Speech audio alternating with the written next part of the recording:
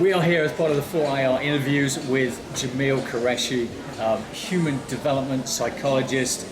He's been with the best in the world from a sporting perspective in some of the biggest companies in the world to help them develop and transform into new organizations. So we're going to get started, Jamil, with a few of our quick questions. Let's get going with number one. What does business transformation mean to you? I think business transformation is really about people transformation more so than business. And what I mean by that is that all behaviours and all actions come from our thinking. So for anyone to change an action or behaviour in the business to make it more future relevant or future literate, they have to change the thinking in the business first. Yep. So the precursor to all behaviours and actions is mindset and attitude. So business transformation for me is about leaders making emotional connectivity, a sense of purpose, a sense of belonging, a creation of a community with a purpose to drive sustainable success in the future for its customers, for its clients. And I think that purpose maximisation will always drive profit maximisation. So the more leaders can create this community with a purpose, more so than an organisation seeking profit, the better. Yep. The business transformation for me is all about aligning people's strategies to future relevant business strategies. Finding the why. Thank you. We're back with Jamil Qureshi, one of the best around. Jamil, what do you feel it takes for an organisation to transform through the challenges to be competitive in the fourth industrial revolution? I think the future demands us to be different. I always say that we can't trust the future to anyone who champions the past.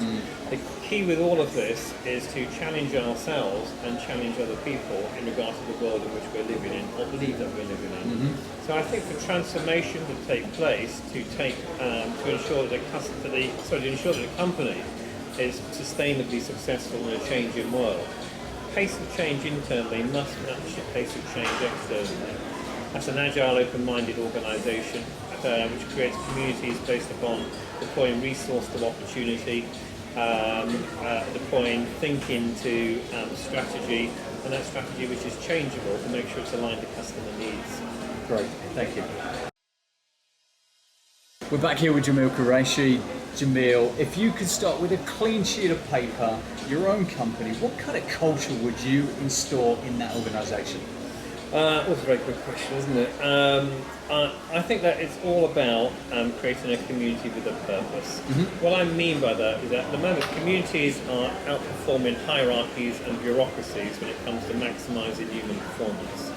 So the closer we can get our organisations to allow knowledge to become a new asset class within them, people to be sharing and connecting, making sure they're interacting in a way which is relevant to future success, the better. Yep. So I would ensure an organisation that formed communities, moved away from hierarchy and bureaucracy, an organisation that realised our sustainable competitive advantage comes from learning, make sure it's a learning culture, and to make sure it's a knowledge sharing company too. So the more that we can allow ideas to flow, knock into each other, and become bigger and better than what we can achieve on our own, the more successful we can become.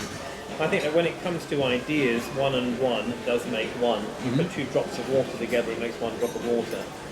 Ideas are the same, ideas are networks. The more that we can allow ideas to work together, particularly in the context of creating value for customer, better organisational culture we've got. Absolutely. Customer-centric, collaborative ideas. Yes. Fabulous. We're back here with Jamil Qureshi. Jamil, if we look at an organisation, how do we encourage people to worry less about what others think, start to move greater at speed, learn by failure, and just improve overall? It's a good question, isn't it? That because many organisations still aren't embracing failure in the way in which they should. So failure is part payment towards success. The price of success is always paid in full and in advance. And I think that it's a really important point. I think sports people probably know better than business people. You don't get to number 1 in the world and then start making mistakes. Yeah. Now, all the mistakes are made beforehand to allow you to achieve number 1. So I think that having some protocols in the business, there's an organisation I'm working with at the moment who say it's better to be wrong than slow. And having some, there's another one who says ready, fire, aim.